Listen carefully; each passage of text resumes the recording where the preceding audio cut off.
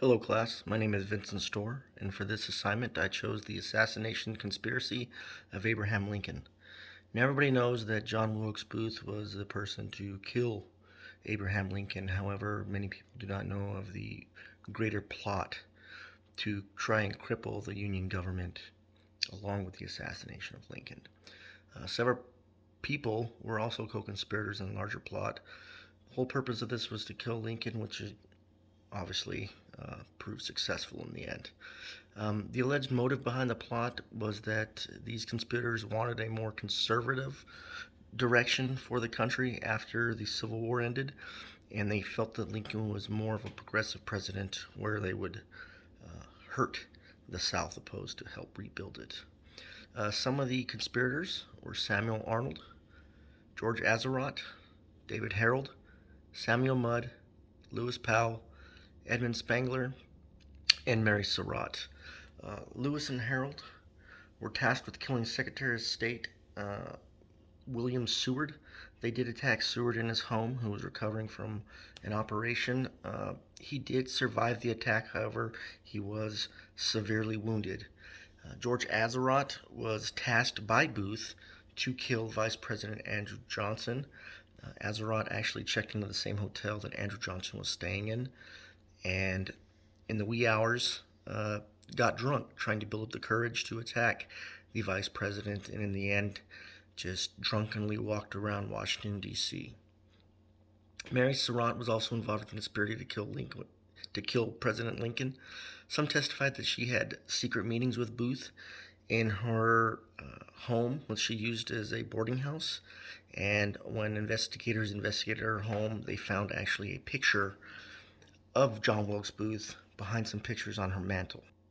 Now, John Wilkes Booth, of course, was the man who shot and killed Lincoln at Ford's Theater in Washington, D.C. After that, he jumped down from the president's box and broke his leg.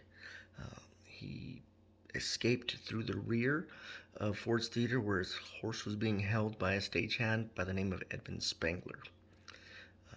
He then rode to the Surratt boarding house, where he met up with David Harold. With the broken leg, both of them tried to push their way south to find friendlies for their Confederate brethren. Thankfully, a day after Booth broke his leg, Harold and himself found the home of Dr. Mudd, where Dr. Mudd actually fixed Booth's leg. He said it.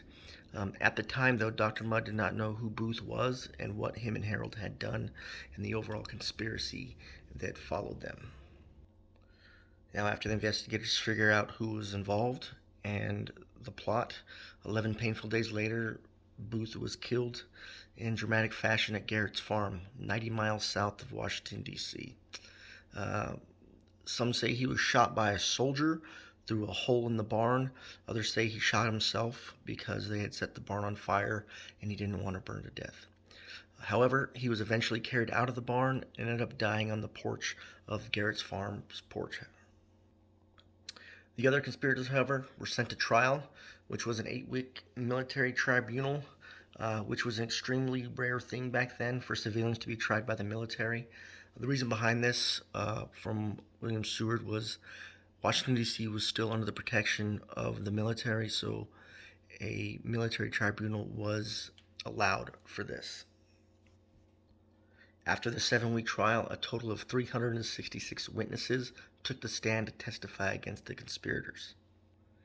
Now, many believed that the conspirators were in fact guilty. However, many also believed that they did not receive a fair trial, even in the standards of the judicial system back in the 1800s. Now, upon the hearing of the conviction of Mary Surratt, the public wished for her to receive a life sentence in prison. However, the military tribunal did not see it that way. And 83 days after the death of President Lincoln, on July 7th, 1865, at Fort McNair, Washington, all conspirators were hanged. Those would being Mary Surratt being the first woman to be killed by the federal government. She was hung next to Lewis Powell, George Atzerodt, and David Harold. Although Dr. Mudd and Edmund Spangler were brought to trial, they were eventually released due to them actually being innocent, and they died at a later time.